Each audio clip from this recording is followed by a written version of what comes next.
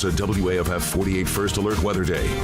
Sponsored by Mr. Electric, your area expert for home Generac generators. Yeah, that's interesting. We're actually just talking about Haley's daughter learning Spanish in school. And I mean, I learned it first, so it was easier for me. But learning a different language or coming to this country and having to learn it is hard. Very hard. So yeah, a lot of maybe kids. Taylor can use that. Yeah, maybe. A lot of kids headed back to school today. First day of school for some of you.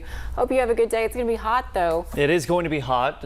Air-conditioned classroom, always a good option. Do some learning, but yeah, first or second day of school for many students and districts across the area. If you haven't started yet, you are starting likely next week. Now, this is the best way to really visualize what I'm talking about with the Saharan dust that we have across the area. All of the particles, particulates, the dust out there, it's going to scatter the sunlight, and it gives you a very, very vibrant and beautiful sunrise and also the sunset this evening.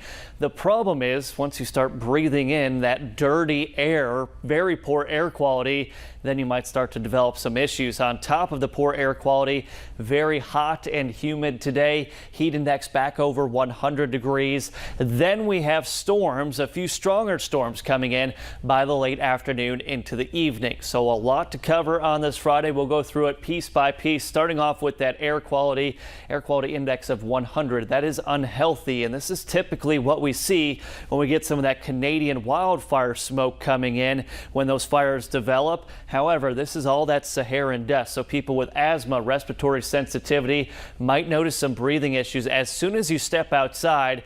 Everyone else, if you don't have respiratory problems, you might notice kind of that scratchy throat, just some irritation, and that's more like you're having a bad allergy day or sinuses or even just getting a cold.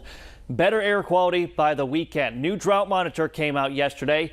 I will say there is progress, but not wiping the drought out altogether. Obviously beneficial rainfall last week into last weekend. No more extreme drought, but still have severe drought there. Parts of Lauderdale, Lawrence into Giles, as well as Lincoln County. The problem is the forecast moving forward, it's hot and it's dry. So even though we made progress the past couple of weeks on the drought monitor, it might start to worsen again. Because it's so early in the school year, you get A+. We will be tracking scattered storms. A few could be strong. It's also hot and humid before those storms start to develop. There is a threat of some localized damaging wind gusts today. Might knock down some tree limbs, blow around that patio furniture, and we could see some power outages even. That might be a stretch, but heavy rain, small hail, and lightning, all possible with the storms. It's warm out the door. Temps in the mid to upper 70s for today. Keep an eye on that 48 weather app. Lets you know the temperature, the heat index, and what the radar looks like, your hour-by-hour forecast. But before those storms develop, we will see our heat index rising into the upper 90s to triple digits. Then we start tracking the storms coming in through the afternoon into the evening. Just be weather aware. Weekend forecast actually trending drier. If anything, we just see a few pop-up showers and storms tomorrow, but mostly dry for the weekend. Hot and humid next week as well.